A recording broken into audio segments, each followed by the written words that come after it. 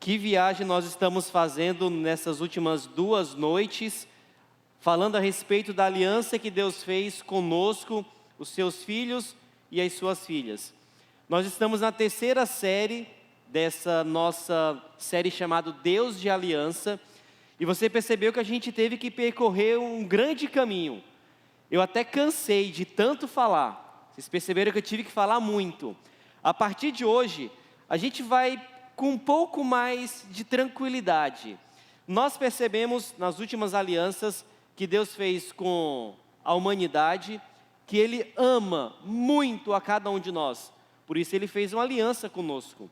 Hoje nós vamos avançar um pouco mais nas alianças que Deus fez com a humanidade. E hoje nós vamos focar, diferente das outras 2 noites, que a cada noite nós apresentamos 2 alianças. Na noite de hoje nós vamos falar de Deus fazendo aliança com o rei Davi.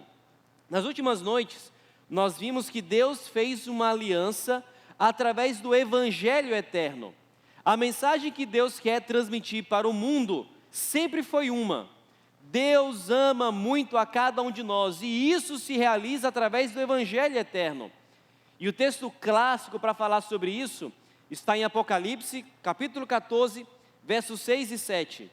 Vi outro anjo voando pelo meio do céu, tendo um evangelho eterno para pregar aos que habitam na terra, e a cada nação, tribo, língua e povo, dizendo com voz forte: temam a Deus e deem glória a Ele, pois é chegada a hora em que Ele vai julgar, e adorem aquele que fez o céu, a terra, o mar e as fontes das águas. O que eu estou querendo apresentar nessa série de mensagens? O Deus da aliança. Que o Evangelho eterno, ele é melhor compreendido quando nós entendemos cada uma das alianças que Deus fez com a humanidade. E o que nós vimos nas últimas noites foram os desmembramentos desse Evangelho eterno. Por exemplo, quando Deus fez aliança no Éden, a humanidade quebrou a aliança no jardim do Éden. Mas em Gênesis 3,15, Deus refez a promessa: vocês vão ser salvos por meio de um descendente que vai esmagar a cabeça da serpente. E anos depois, com Noé, Deus reafirmou a aliança: eu vou salvar cada um de vocês, eu quero trazer vida para toda a humanidade. Com Abraão, quando Deus prometeu o descendente prometido, e que através desse descendente todas as famílias da terra seriam abençoadas. E foi reafirmado no Sinai, quando Deus deu a sua lei, onde demonstra o seu retrato e o espelho de como nós devemos ser fiéis a Deus, e como a nação de Israel poderia ser feliz habitando na terra prometida. Hoje nós vamos dar mais um passo. Nós iremos apresentar a aliança que Deus fez com o seu rei Davi. Mas a gente não pode esquecer: cada uma dessas diversas alianças faz parte de uma única aliança que Deus fez com a humanidade. E essa aliança, nós não devemos nos esquecer, ela se cumpre com Cristo. Sabe, avançando o que nós falamos na nossa última noite, semana passada, quando Deus fez a aliança com os israelitas lá no Sinai, no limiar da terra prometida, Moisés faz um grande discurso para a nação de Israel, que é o livro de Deuteronômio. E no livro de Deuteronômio, Moisés, ele insistiu que a aliança de Deus com os israelitas não era algo somente que deveria estar restrito ao passado. A aliança não foi feita somente com aquelas pessoas que saíram do Egito, que viram o Monte Sinai e ouviram a voz de Deus. Não. A aliança não se restringia somente aos israelitas que saíram do Egito. A aliança com os israelitas, ela deveria ser reafirmada com cada nova geração. E é isso que Deus diz através de Moisés para os israelitas em Deuteronômio capítulo 29, verso 14 e 15. Moisés dizendo: não é somente com vocês que eu faço essa aliança, que faço essa aliança e esse juramento, porém com aqueles que hoje, aqui, está conosco diante do Senhor nosso Deus, e também com aquele que não está aqui hoje conosco. Cada aliança não é feita exclusivamente somente com quem ouve a aliança. A aliança é também com as futuras gerações.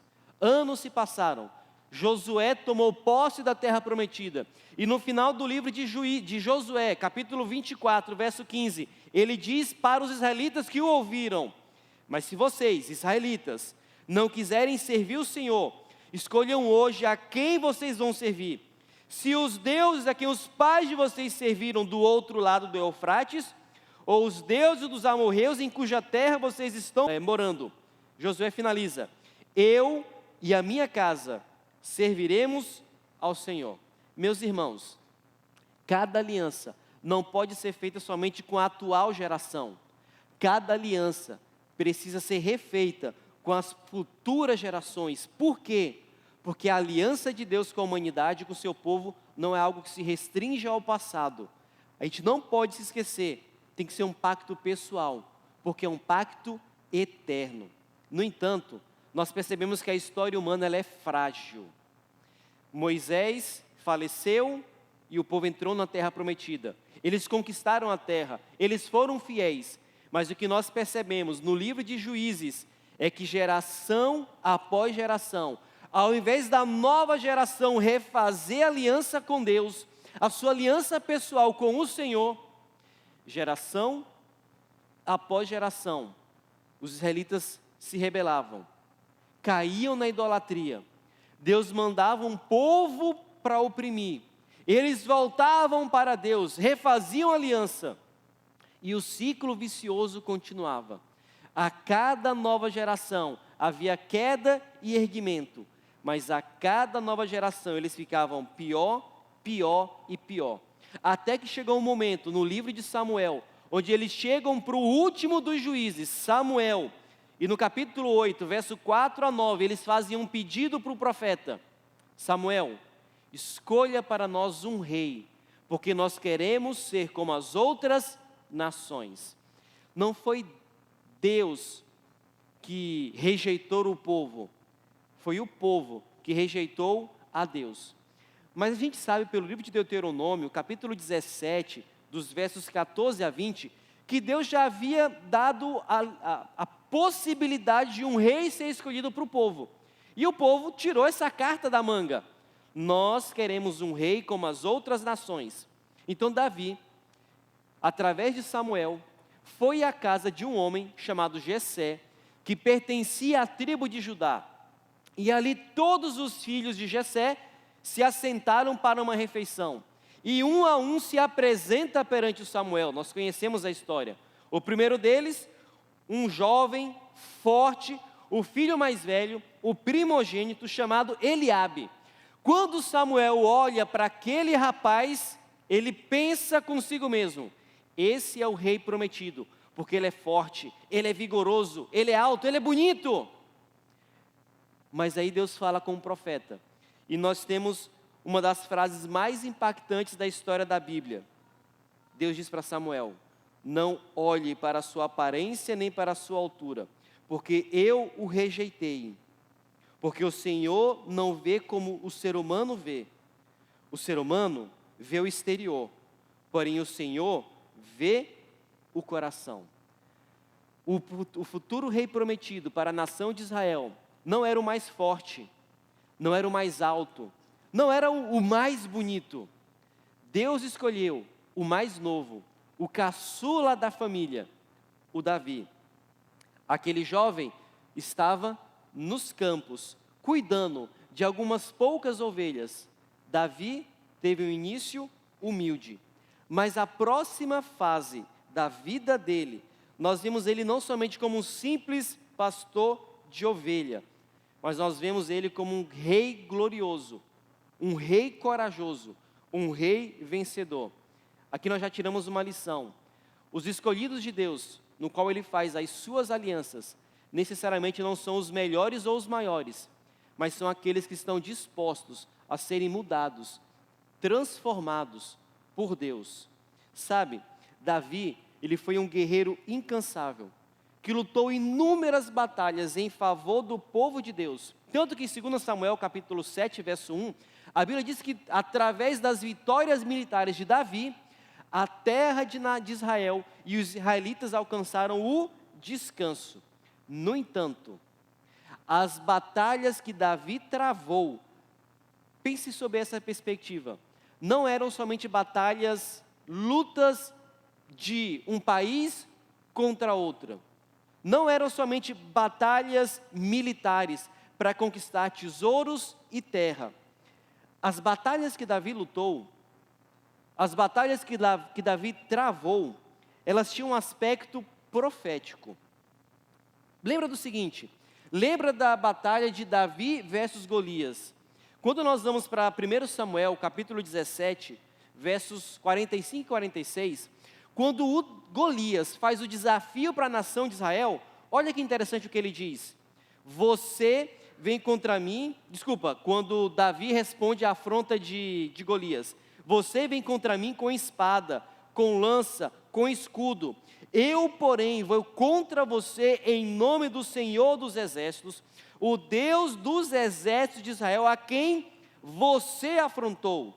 Toda a terra saberá que há Deus em Israel.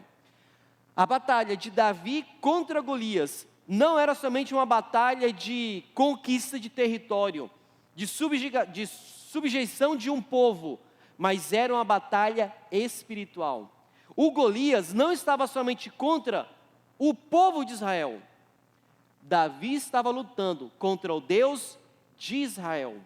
Por isso que quando nós vamos para o Salmo 2, que é um salmo messiânico, que fala sobre o Messias que viria como filho de Davi, o Salmo 2, o verso 1 e 3 diz uma coisa interessante. Por que se enfurecem as nações e os povos imaginam coisas vãs? Os reis da terra se levantam e as autoridades conspiram contra o Senhor, Deus, e contra o seu ungido, dizendo: vamos romper os seus laços e sacudir de nós as suas algemas. Sabe, as batalhas que Davi lutou como rei de Israel, mais uma vez, não eram somente batalhas militares e políticas para conquistar tesouros, eram batalhas proféticas. Então as batalhas que ele travou na terra, de uma certa forma, eram batalhas proféticas e espirituais. O grande conflito entre o bem contra o mal. Então quando Davi luta e vence Golias, profeticamente, ele estava vencendo o arqui-inimigo do povo de Israel, nesse caso, Satanás. O que o Salmo 2 diz é que este Messias, que ungido do Senhor, que as nações estão indo contra, é ungido, o Messias. Então a vitória de Davi é uma vitória profética. A aliança de Davi garantia que, assim como Davi, como guerreiro, venceu o inimigo de Israel, o Messias vencedor vai vencer e vai trazer descanso para cada um de nós que nos encontramos aqui hoje. Eu, quando era criança, na sessão da tarde, eu costumava assistir o filme Coração Valente. Eu acho que quem nasceu na década de 90 deve ter assistido esse filme. É um filme que conta a história de William Wallace, que viveu no século XIII, na Escócia. Entenda o contexto. O rei Alexandre III, ele morreu em 1286, e o trono da Escócia ficou vago. E o rei Eduardo I da Inglaterra se autoproclamou rei da Escócia.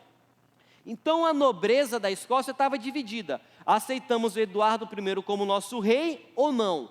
Nesse interim, se levanta William Wallace como alguém que procurou trazer libertação para o povo da Escócia. A versão popular diz que o William Wallace, ele era um simples camponês, mas é provável que ele seria um filho é provável que ele era um filho de um camponês ou de alguém que tinha terras. Então ele não era a pessoa mais simples do mundo, mas nunca, sob nenhuma hipótese, ele era um candidato plausível para o trono, o que de fato ele não queria. O que William Wallace queria? Ele queria libertar os escoceses do jugo dos ingleses. Tanto que várias vezes ele lutou contra os ingleses e venceu. Por exemplo, em 1297, William Wallace, com mais 30 pessoas, incendiaram uma cidade chamada Lanark, mataram um xerife inglês e, com isso, a sua liderança no governo da Escócia começou a subir. Mas, claro, ao contrário de Davi, que era o ungido do Senhor, as batalhas que o Wallace venceu, em determinado momento, ele começou a perder. E ele perdeu uma batalha muito importante. Ele foi capturado pelo rei, o Eduardo I, foi levado até Londres, e ali ele foi forçado a reconhecer a autoridade de Eduardo como não somente rei da Inglaterra, mas como rei da Escócia. William Wallace disse: não, eu não te reconheço como meu rei. Por causa disso, eu quero poupar vocês dos detalhes, mas você pode pesquisar depois em casa. Ele sofreu uma das piores mortes que um ser humano pode que um ser humano pode sofrer. Ele morreu. Ele venceu batalhas, mas ele morreu. Ele tentou conquistar para os escoceses a independência, mas ele não conseguiu. O mesmo William Wallace, que teve tanta coragem, lutou contra os ingleses, não conseguiu trazer descanso para a sua terra. Ao contrário, o rei Davi, ele conseguiu trazer descanso. A gente está dizendo aqui que cada nova aliança é uma ampliação das alianças anteriores. Lembra a aliança que Deus fez com Abraão? Em Gênesis 17, verso 6, Deus diz: farei com você, Abraão, de você, uma grande nação. E ele fala: de você farei surgir nações e reis procederão de ti.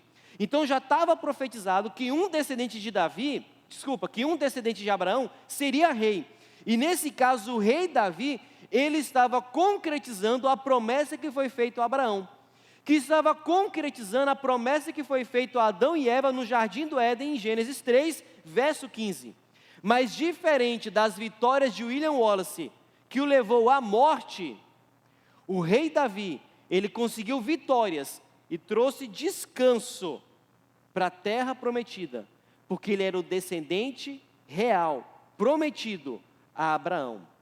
Sabe, a aliança firmada com Davi, você pode ler completamente na sua Bíblia, nós não vamos ler aqui por causa do tempo todo o texto, se encontra em 2 Samuel capítulo 7. E o que é interessante é que a palavra aliança não aparece em 2 Samuel capítulo 7, quando Deus fala com Davi. Só que o próprio Davi, alguns capítulos depois, em 2 Samuel capítulo 23, verso 5, ele reconhece que Deus fez uma aliança com ele. O próprio Davi diz: não é assim que a minha casa está com Deus, pois Deus estabeleceu comigo, com Davi, uma aliança eterna. Deus fez uma aliança com Davi. E ora, quando uma aliança é feita, você já sabe, existem algumas estipulações, algumas cláusulas do contrato. E o que é que Deus prometeu para Davi? Basicamente, duas coisas. Em 2 Samuel capítulo 7, Deus prometeu para Davi uma terra, a terra de Israel, a terra prometida. E quando nós vamos para 2 Samuel capítulo 7, verso 10, olha o que Deus diz para Davi: prepararei um lugar para o meu povo, para Israel, e o plantarei para que habite no seu lugar e não seja mais perturbado. E jamais os filhos da perversidade, os inimigos de Israel, o afligirão, como no passado. Como você vê aqui no mapa, no reinado de Salomão, especialmente 1 Reis, capítulo 8, verso 65, nós temos a extensão da terra de Israel no ápice do reinado de Salomão. O que Deus havia prometido para Abraão: vocês terão uma terra. Davi e Salomão concretizaram a promessa. E esse foi o território que eles conseguiram alcançar. Não na completude, não na magnitude, mas o território se ampliou. Mas Deus prometeu para Davi não somente uma terra para eles terem descanso. Deus também prometeu para Davi um descendente. 2 Samuel capítulo 7, verso 12 e 14, Deus prometeu: quando os seus dias, Davi, se completarem, e você descansar com os seus pais, então farei surgir depois de você o seu descendente, que procederá de você, e estabelecerei o seu reino. Deus diz: eu lhe serei por pai, e ele me será por filho. O futuro filho de Davi, que nasceria, Deus prometeu para Davi: ele não será somente o teu filho, ele também será o meu filho. A gente sabe, não dando spoiler, com quem se concretiza essa promessa. Calma que a gente vai chegar lá. Qual é o ponto? Deus prometeu para Abraão uma grande nação. E Deus prometeu para ele uma terra que mana leite e mel. E com Davi, nós chegamos no ápice, no cumprimento da promessa. Deus prometeu a Abraão uma terra boa. Davi e Salomão conquistaram essa terra. Abraão, você vai ter um descendente.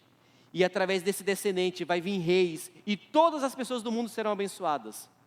Com Davi, nós chegamos no ápice do cumprimento da promessa. Mas saiba, além da promessa da terra, além da promessa do descendente, tudo isso não era somente para os israelitas. Cada aliança de Deus envolve não somente os seus escolhidos. Cada aliança de Deus tem um objetivo: que seja uma bênção para todas as pessoas do mundo. E na aliança com Davi, a gente vê a mesma coisa. A aliança diz em Salmo 72, verso 17, que o nome do rei permaneça para sempre, e que prospere enquanto o sol brilhar, que todos sejam abençoados por meio dele, e que todas as nações lhe chamem bem-aventurado. Na aliança com Noé, Deus prometeu: nunca mais a humanidade será destruída. É uma aliança universal. Na aliança com Abraão, todas as famílias da terra serão abençoadas por meio de você, Abraão. E todos foram abençoados. E na aliança com Davi, Deus reafirma a mesma coisa: por meio de você, Davi, o meu rei escolhido, e do seu descendente, o meu filho, todas as pessoas da terra serão abençoados. Por que Deus fez uma aliança com Davi? Porque Deus queria, através dele, abençoar todas as pessoas do mundo, através do seu reino. Mas, meus irmãos, sabe o que nós vemos através e no decorrer da história de Davi? O seu filho, Salomão, ele foi fiel por um tempo. Mas nós conhecemos a história. Ele foi infiel, se tornou idólatra, serviu a outros deuses e caiu em pecado. E a grande maioria dos descendentes de Davi foram rebeldes. Caíram em pecado e quebraram a aliança com Deus. Eles não conseguiram se sustentar na aliança. A aliança com Davi aparentemente falhou, porque o trono de Davi, nós vemos isso no exílio, foi destruído. A pergunta é: quando Deus promete para o Davi um filho, que Deus chamaria aquele filho de meu filho, ora, com quem essa promessa se cumpre? O Novo Testamento deixa muito claro, inclusive quando Deus promete o Messias e conversa com uma mulher muito humilde, Maria. Quando Deus fala com Maria, muito obrigado. Quando Deus fala com Maria e diz que através dela o Messias nasceria, olha que interessante o que o anjo Gabriel diz para ela: este filho, Jesus, será grande e será chamado Filho do Altíssimo. Deus, o Senhor, lhe dará o trono de Davi, seu pai. Ele reinará para sempre sobre a casa de Jacó, e o seu reinado não terá fim. Jesus é o descendente prometido a Davi. Em Jesus se cumpre a promessa de quem, como descendente de Davi, Deus chamaria de meu filho. Isso é tão verdade que a culminação da aliança de Deus com Davi se cumpre em Jesus. Lembra das genealogias? Se você ler a genealogia de Mateus, Jesus é chamado de filho de Abraão, de filho de Davi. Em outras palavras, o que Mateus está dizendo para cada um de nós? Jesus é o descendente prometido. É por meio de Jesus que todas as pessoas seriam abençoadas. E é por meio desse mesmo Jesus que Deus mandaria o rei prometido. Nesse caso, Jesus. Se nós formos para a promessa, para a genealogia, através do Evangelho de Mateus, no capítulo 4, Jesus volta até Adão na sua genealogia. Jesus é o descendente prometido para Adão, lá em Gênesis 3, verso 15. Em outras palavras, o que é que as genealogias de Mateus e Lucas estão dizendo para cada um de nós? Jesus é o cumprimento da aliança. Jesus é o Senhor dos senhores, Rei dos reis. É através dele que todas as famílias da terra seriam abençoadas. Mas, meus irmãos, tem um salmo na Bíblia que é muito especial. E aqui eu já estou me encaminhando para o final. Existe um salmo messiânico, que é o salmo de número 110. O salmo 110 é o salmo mais referenciado no Novo Testamento. Nós temos 33 citações ou alusões a ele no Novo Testamento. Então não há nenhum outro salmo ou qualquer outra citação na Bíblia mais mencionada do que o salmo 110. E o salmo 110, no verso 1, diz: disse o Senhor, Deus, ao meu Senhor: sente-se à minha direita, até que eu ponha os seus inimigos por estrado dos seus pés. Você deve se lembrar, Jesus um dia, fazendo uma provocação aos fariseus, fez a seguinte pergunta, em Mateus 22, 45. Portanto, se Davi o chama, o Messias, de Senhor, como é que o Messias pode ser filho de Davi? E o que os fariseus responderam? Nada, porque não tinha explicação. Não era lógico como é que o filho, o Messias que viria de Davi, seria Senhor sobre o próprio Davi. Jesus responde esse enigma. O Messias é filho de Davi e ao mesmo tempo Senhor de Davi, porque o Messias se encarnou e se tornou um ser humano da descendência de Davi. Ele é filho de Davi, mas ele existia antes disso, porque o filho de Davi é Deus. Quando que Jesus se assentou à direita de Deus? Porque o Salmo diz: sente-se à minha direita. O autor de Hebreus diz que Jesus, quando ele subiu aos céus, ele se assentou à direita de Deus. Hebreus 10, verso 12. Jesus, porém, tendo oferecido para sempre o único sacrifício pelos pecados, assentou-se à direita de Deus. Quando Jesus morreu por cada um de nós, meus irmãos, Jesus subiu ao céu. Jesus está à direita de Deus, cumprindo a profecia do Salmo 110. Ele está sentado no trono, porque ele é o Messias, porque ele é Deus. Agora tem a segunda parte do Salmo. E quando é que os inimigos do Messias seriam colocados como estrado sob os seus pés? É um termo que a gente não usa muito. Estrado sob os pés é uma outra forma de dizer que os inimigos seriam derrotados. Quando é que o Messias derrotaria todos os seus inimigos? Paulo, no livro de 1 Coríntios, capítulo 15, verso 25 e 26, ele faz uma alusão a esse salmo e responde quando isso aconteceu. Porque é necessário que ele, Jesus, reine até que ele tenha posto todos os inimigos debaixo dos seus pés. O último inimigo a ser destruído é a morte. Em outras palavras, porque Jesus morreu, porque Jesus está entronizado no céu, à direita de Deus, Jesus já pôde colocar cada um dos seus inimigos como estrado sobre os seus pés. Em outras palavras, Jesus já venceu todos os seus inimigos. Mas o último a ser vencido ainda está no futuro. É o quê? É a morte. Sabe, o Apocalipse chama Jesus, no capítulo 19, verso 16, de Rei dos reis e Senhor dos senhores. Por que Jesus é rei sobre todos? Porque ele é o descendente prometido de Davi. E ele é o rei vitorioso. Mas na Bíblia, Jesus não é somente rei. E Jesus também é o quê? Jesus, ele é um sacerdote. No verso 4 do mesmo Salmo 110, o Senhor jurou: e não voltará atrás. Você é sacerdote para sempre, segundo a ordem de Melquisedeque. Jesus faz um juramento para o Messias, para o futuro rei descendente de Davi. Você será um sacerdote, segundo a ordem de Melquisedeque. Quem foi Melquisedeque? Melquisedeque foi o rei de Salém, que quando Abraão vence alguns reis, lá no livro de Gênesis 14, aparece para Abraão, e Abraão devolve o dízimo para ele. E a Bíblia diz, Melquisedeque era um sacerdote e rei do Deus Altíssimo. Por que é que Jesus é o nosso rei? E por que é que Jesus é o nosso sacerdote? Porque ele não vem da linhagem de Arão, ele não é da linhagem dos levitas, ele é da linhagem de Melquisedeque. E por ser da linhagem de Melquisedeque, Deus jurou, você será sacerdote para sempre.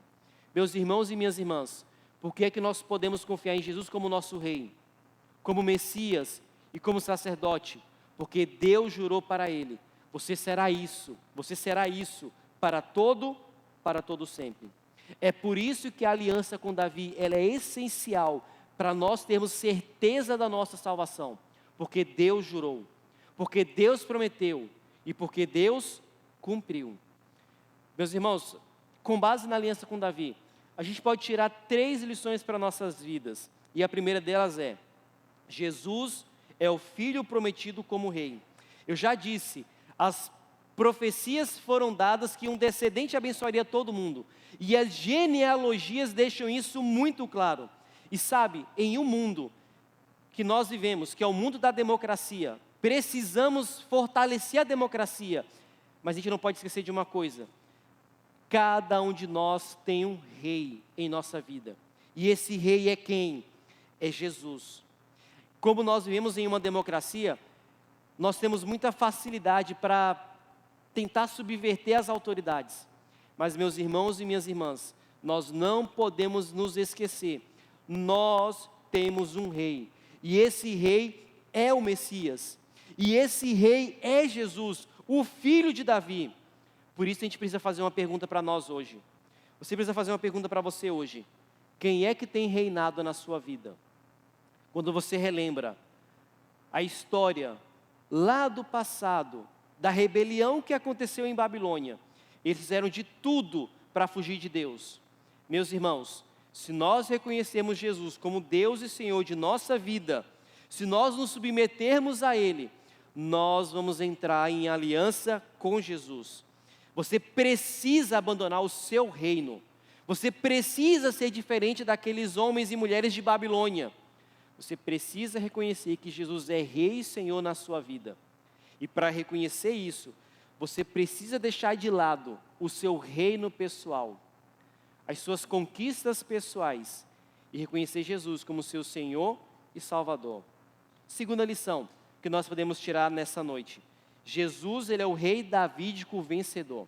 Na antiguidade, e lembra da história de Davi versus Golias, o que acontecia na época? Eles escolhiam um campeão, para que aquele campeão pudesse vencer a batalha, e o exército pudesse, através daquele campeão, ser o vencedor.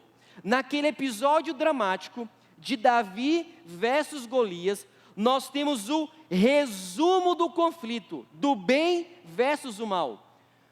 Porque Davi venceu Golias, porque ele ouviu do próprio Golias o seguinte, em 1 Samuel 17, versos 8 e 9. Por que é que vocês saíram para formar linha de batalha? Disse Golias. Não sou eu filisteu? E vocês servos de Saul? E escolho entre vocês um homem que venha lutar comigo. Se ele puder lutar comigo e me matar, seremos servos de vocês. Mas se eu vencer e o matar, vocês serão nossos servos e vocês nos servirão. A nação de Israel ficou paralisada, porque era o tremendo de um gigante, enorme. Ninguém estava à altura para vencer aquele gigante Golias.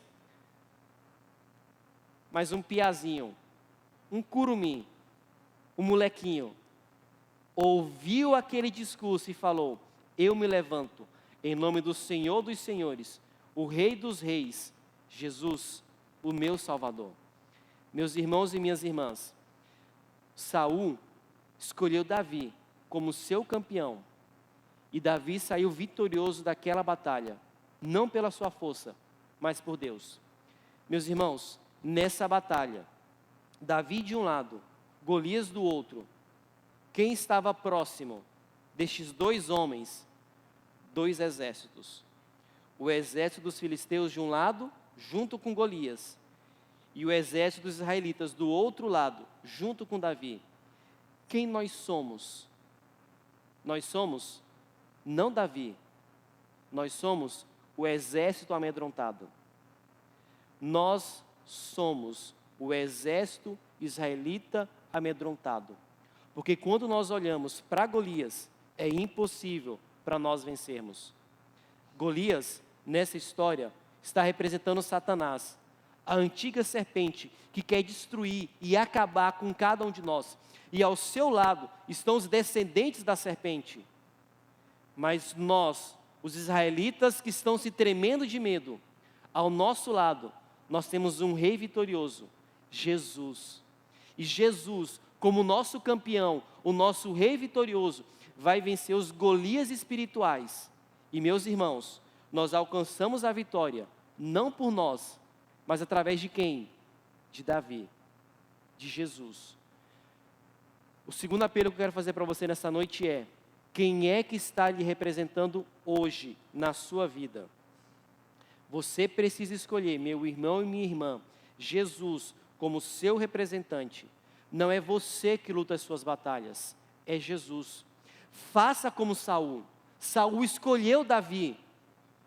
Eu, você, precisamos escolher Jesus, porque é única e exclusivamente através dele que a nossa vitória vai estar garantida. Mas eu quero trazer uma história um pouco mais recente, e é a terceira e última mensagem que eu quero trazer para nós essa noite. Um dia, Jesus, o filho de Davi, estava passando por uma cidade, e um homem cego ouviu que Jesus estava ali passando, e aquele homem, de nome Bartimeu, clama em voz alta: Jesus, filho de Davi, tem compaixão de mim. Aquele homem não chamou Jesus de profeta, Jesus não chamou aquele homem de grande homem. Jesus foi chamado por Bartimeu com o nome certo. Jesus é o filho de Davi. Jesus é o rei prometido. E Bartimeu ouviu uma voz suave dizendo: tragam até mim. Ele se livra da sua roupa, da sua capa, vai até Jesus, e Jesus pergunta para ele: o que tu quer que eu faça com você? Ele respondeu: Senhor, que eu volte a ver. E nós sabemos como a história termina. Jesus olha para aquele homem e o cura, e Bartimeu voltou a ver. A cura física de Bartimeu é só uma demonstração de uma cura que foi realizada no seu interior, uma cura espiritual. Meus irmãos e minhas irmãs, nós somos como aquele homem Bartimeu. Por muitas vezes nós estamos à margem da sociedade, nós estamos à margem do caminho, e Jesus passa pela nossa vida, e o que nós precisamos fazer? Não chamar Jesus somente de grande homem, não chamar Jesus somente de grande profeta, nós precisamos chamar Jesus por aquilo que Ele é. E o que Jesus é? Jesus, filho de Davi. E nós devemos continuar: tem compaixão de mim. Meus irmãos e minhas irmãs, eu e você hoje, aqui nessa igreja, nós somos como Bartimeu. Todos nós carecemos e precisamos da compaixão de Jesus. Talvez você esteja cego espiritualmente. Talvez você esteja tentando alcançar pelas suas próprias forças a salvação, mas você não vai conseguir. É única e exclusivamente pela compaixão do filho de Davi que nós seremos vencedores e nós alcançaremos a cura que nós tanto precisamos. Então, meus irmãos, nós precisamos fazer duas coisas que Bartimeu fez. Primeiro, reconhecer que Jesus é rei. E reconhecendo que Jesus é rei, nós precisamos clamar por misericórdia. Hoje, eu quero que você aproveite, enquanto Jétro vai cantar uma música que fala dessa história, aproveite para falar: Senhor, Jesus, filho de Davi, tem compaixão de mim. Eu preciso da tua graça. Eu preciso da tua misericórdia. E a aliança que Deus fez com Davi é a aliança que Ele quer fazer comigo e com você hoje. Então você não quer ouvir que Jesus está passando por essa igreja agora, e não precisa falar, não precisa gritar, mas com seu pensamento, você não deseja clamar: Jesus, filho de Davi, tem misericórdia de mim? Enquanto você escuta essa música, faça dessa frase de Bartimeu o seu clamor. Se você quiser uma música bem conhecida, você pode cantar também e fazer dessa música a sua oração. Diga consigo mesmo: Jesus, filho de Davi, tem compaixão de mim.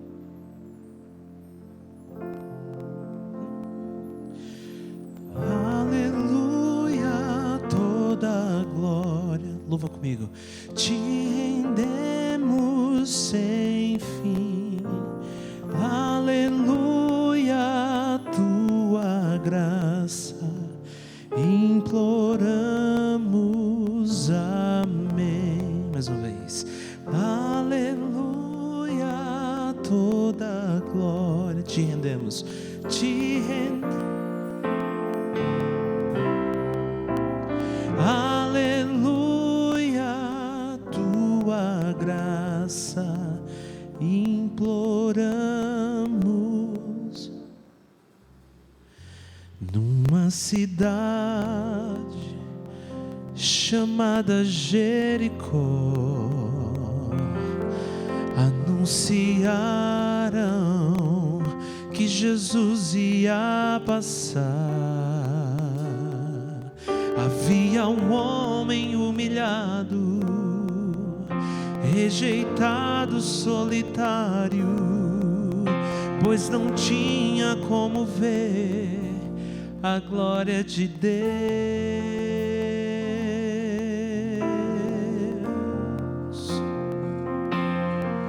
Mas quando ouviu que por ali ia passar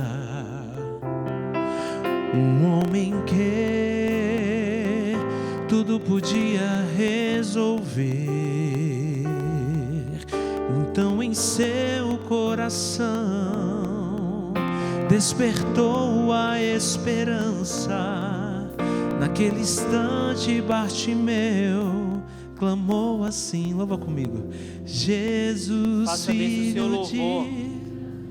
Vamos.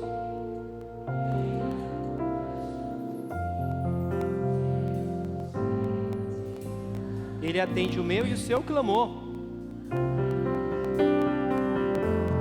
Jesus, filho de...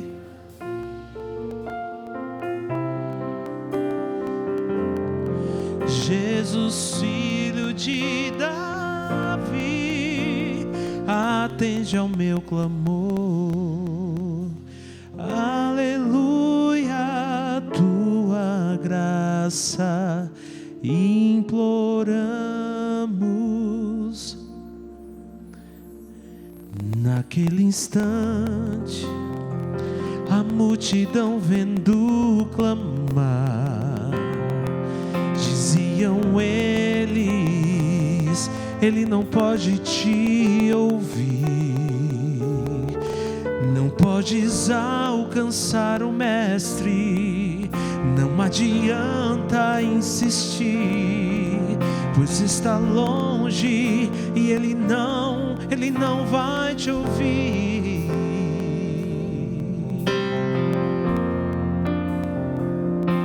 Mas ele não se importou com a multidão, pois as bênçãos que ele iria receber. Então Jesus mandou chamar aquele homem que gritava, pois o clamor chegou ao mestre, dizendo assim. Vamos clamar todos juntos?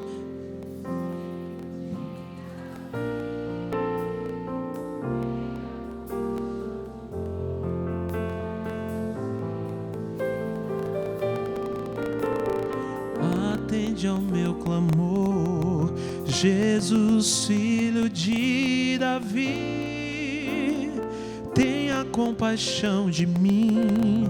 Jesus, filho de Davi, atende ao meu clamor. Jesus, atendendo a ele, disse: vai, filho, a tua fé te curou, a tua fé te salvou. Jesus, filho de Davi, tenha compaixão de mim. Jesus, filho de Davi, atende ao meu clamor. Jesus, filho de Davi,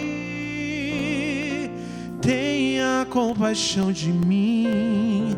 Jesus, filho de Davi, atende ao meu clamor.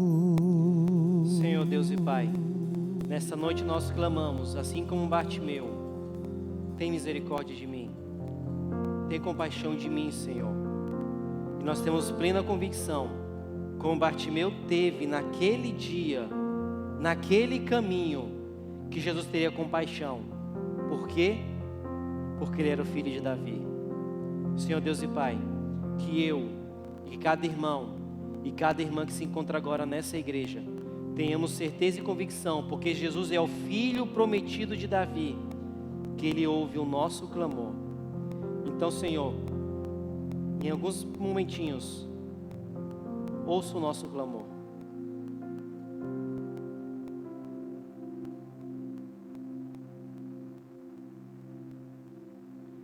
Tenha misericórdia de nós, Senhor. Ouça o nosso clamor. Conceda a nós, Senhor, a tua paz, que só o nosso sacerdote e o nosso Rei Jesus pode dar. E em nome dele que nós oramos e confiamos que receberemos compaixão e misericórdia. Em nome de Jesus que nós oramos. Amém.